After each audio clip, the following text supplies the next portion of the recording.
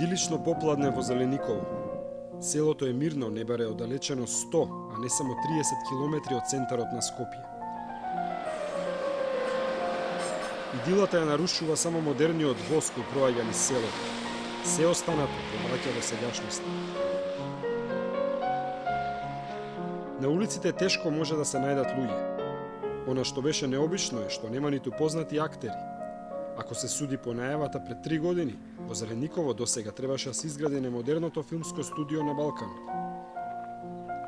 На улиците нема ниту голфери, а токму локалната власт најави голф терени на површина од 65 хектари. Со мапа во раката тргнавме да видиме дали проектот наречен Филмски град за сега постои само на хартија и дали некој во близина може би игра голф. За Гринвуд или македонскиот Холивуд никој досега не чул. Она што најавуваат ќе прават тука некој филмски град, кај Завој ќе продаваат ништо. Голф, терени за голф. Ништо не испадна.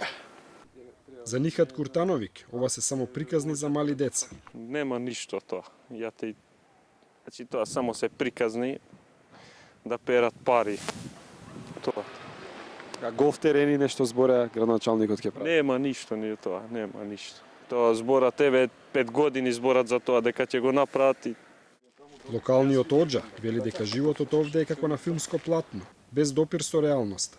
Да ги оставиме сите тие споменици и небитни работи, да се насочиме малце кон живите луѓе овдека, значи да ги оставиме мртвите. Ќе се сеќаваме на нив, меѓутоа да ги почитуваме, да ги цениме и да мислиме на живите луѓе. Редовно ги слуша проблемите на луѓето, а такви вели ги има многу. Еве овдека патот можете да го снимате, доле можете автобуска задна последна 6 седмица да снимате, да видите како е ставен асфалт на земја, значи изваден стариот асфалт, 5 сантини дали е ставен од тој вадениот некога што го вадиле, што го извадиле, преработен, повторно ставен и сега катастрофа, значи не може ни да се помине ни да се сврти автобусот ни ништо. Значи буквално кажано све треба. Еве плаќаме улично осветлување, можете да видите навечер до последна 6 седмица, од таму до нагоре никаде нема улично осветлување. Отишол сам пред 2 дана у општина за сиери се доđem посол. Све има мој материјал и ќе доđу и неше да доđu. Видиш пут какав ни, гледа го. Сите одговорни овдека што се во општината, мислам треба малце повише да работат. Нема никој да води рачун, нема. Доđi ми, проđi ми. Луѓето овде најмногу време трошат во чекање автобус. Работа нема ни за младите, а камоли за постарите. Има млади, еве го ова е со факултет без работа. Еве и овие се све млади без работа, нема работа ништо. Ја имам и снаха со факултет без работа, сите без работа. Треба да имаш партиска книжка и да си вработа. Има ли од што да живеат младите во Зелениково? Како да не што ќе живеат без работа, без пари? Значи никаква перспектива, све се песимисти, не се надеваат на подобро, што е најлошо. Секој гледа, како што слушаме и гледаме, да се избега негде надвор од Македонија за подобар живот, за подобри услови. Зелениково не е една од посиромашните општини, ако се суди по буџетот од околу 2 милиони евра. Според анализата на Центарот за граѓански комуникации, општината има буџет од 483 евра по жител. Сепак е на дното по трошоци за јавни набавки по жител од само 14 евра.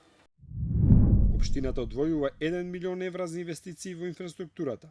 Тоа изгледа скромно со 15 милиони колку што одвојува Карпош, но многу повеќе ако се спореди со Рачиново. Центарот за граѓански комуникации ја смести оваа општина на самото дно и по транспарентноста. Во ова се уверивме и самите, откако 2 дена се обидувавме да договориме средба со градоначалникот. Иако првично ни беше речено дека градоначалникот на општина Зелениково нема да биде денеска на своето работно место, сепак го најдовме таму, но тој не сакаше да разговара со нас поради приватни обврски. Пред заминување на едно од брдата успеавме да го најдеме и филмскиот град. Тишината доволно говореше дека овде наскоро нема да се снимаат вистински филмови. Ова пространа полјана зад мене е местото Завој во Зелениково. Токму пред 3 години беше најавено дека на ова место ќе никне големо филмско студио, а Зелениково ќе се претвори во Холивуд.